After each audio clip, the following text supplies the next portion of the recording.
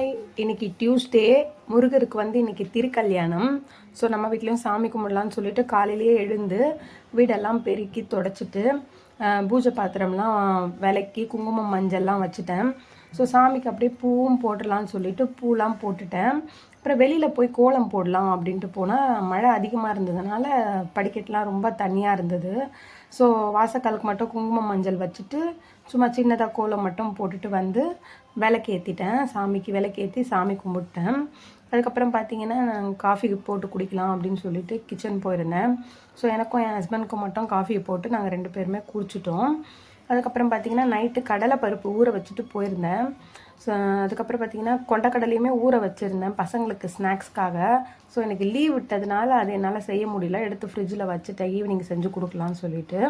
அப்புறம் வடைக்கறி தான் பண்ணியிருந்தேன் இன்றைக்கி. வடைக்கறி வித் பூரி தான் பண்ணியிருந்தேன். அதையும் செஞ்சுட்டு எங்கள் மாமியாருக்கு கொடுத்துட்டு நானுமே சாப்பிட்டேன். அதுக்கப்புறம் பார்த்தீங்கன்னா யாரெல்லாம் சஷ்டி விரதம் இருக்கீங்க அப்படின்றத கமெண்ட்டில் சொல்லுங்கள். வீடியோ பிடிச்சிருந்தா லைக் பண்ணுங்கள், ஷேர் பண்ணுங்கள், கமெண்ட் பண்ணுங்கள்.